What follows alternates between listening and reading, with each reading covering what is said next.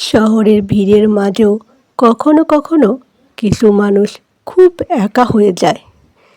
এই গল্পটা ঠিক তেমনই একজন মানুষের। রাত তখন প্রায় 12টা।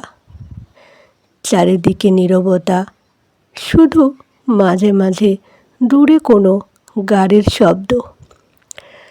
রিমনার ছোট্ট ঘরের জানালার পাশে বসে আকাশের দিকে তাকিয়েছিল।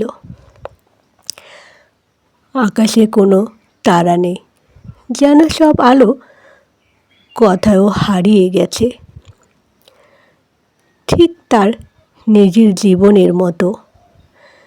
রিমন ছোটবেলা থেকেই স্বপ্নবাজ ছিল। সে ভাবত একদিন বড় কিছু করবে, নিজের পরিবারকে সুখে রাখবে। কিন্তু জীবন সব সময় স্বপ্নের মতো চলে না। বাবা হঠাৎ অসুস্থ হয়ে পড়লেন। সংসারের দায়িত্ব এসে পড়ল তার কাঁধে। পড়াশোনা থেমে গেল, কাজ শুরু করতে হলো। দিনের পর দিন, মাসের পর মাস, রিমন শুধু কাজ করে গেছে। নিজের কোনো ইচ্ছা, কোনো ভালো লাগা, সব কিছু সে চাপা দিয়ে রেখেছে। বন্ধুরা একে একে দূরে সরে গেছে। ভালোবাসার মানুষটাও এক সময় বলেছিল, তুমি আর আগের মতো নেই রিমন, তুমি শুধু দায়িত্ব হয়ে গেছো। সেই দিন প্রথমবার রিমনের মনে হয়েছিল সে আসলে নিজের জীবনটাই হারিয়ে ফেলেছে। সেই রাতেই জানালার পাশে বসে থাকতে থাকতে হঠাৎ তার চোখে পড়ে একটা ছোট্ট মেয়ে রাস্তার পাশে দাঁড়িয়ে কাঁদছে। বয়স হবে 7 থেকে 8 বছর। এত রাতে একটা বাচ্চা একা, ব্যাপারটা অদ্ভুত লাগলো। রিমন দৌড়ে নিচে নেমে গেল। এই, তুমি এখানে একা কেন? সে জিজ্ঞেস করল। মেয়েটা কাঁদতে কাঁদতে বলল, আমি পথ হারিয়ে ফেলেছি, মা কোথায় জানি না। রিমনের বুকটা কেমন করে উঠল। নিজের জীবনের হারিয়ে যাওয়া অনুভূতিটা যেন এই ছোট্ট মেয়ের চোখে দেখতে পেল সে। সে মেয়েটার হাত ধরে বলল, ভয় পেও না, আমি আছি। আমরা তোমার মাকে খুঁজে বের করব। রাতের শহরটাকে তখন অন্যরকম লাগছিল। তারা দুজন একসাথে রাস্তা ধরে হাঁটতে লাগলো। রিমন নানান জায়গায় জিজ্ঞেস করলো, ফোন করলো, চেষ্টা করতে লাগলো।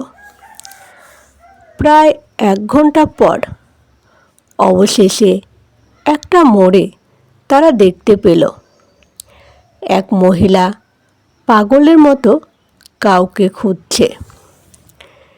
মেয়েটা হঠাৎ চিৎকার করে উঠল,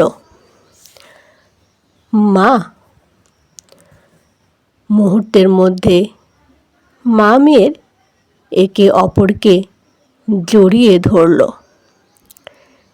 সেই দৃশ্যটা দেখে রিমনের চোখে পানি চলে এলো। মেয়েটার মা কাঁদতে কাঁদতে বলল, আপনাকে ধন্যবাদ, আপনি না থাকলে আমি আমার মেয়েকে আর খুঁজে পেতাম না। রিমন শুধু হালকা করে হাসল। সেই রাতে বাসায় ফিরে এসে সে আবার জানালার পাশে বসল। কিন্তু আজকের আকাশটা আগের মতো অন্ধকার লাগছিল না। দূরে কোথাও একটা তারা জ্বলছিল। রিমন বুঝতে পারল জীবন সব সময় নিজের জন্য না হলেও অন্য কারোর জন্য একটু আলো হয়ে উঠতে পারলে সেই আলো একসময় নিজের জীবনেও ফিরিয়ে আসে। সেই দিনের পর থেকে রিমন বদলে গেল। সে আবার নিজের স্বপ্নগুলোকে মনে করতে শুরু করলো। দায়িত্বের মাঝেও একটু করে নিজের জন্য সময় রাখতে লাগলো।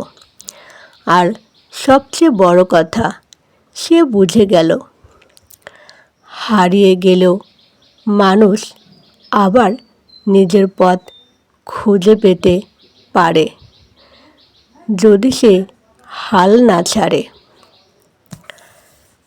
আর সেই ছোট্ট মেয়েটা, সে মাঝে মাঝে তার মায়ের সাথে রিমনের কাছে আসে আর হাসি মুখে বলে, তুমি আমার হিরো।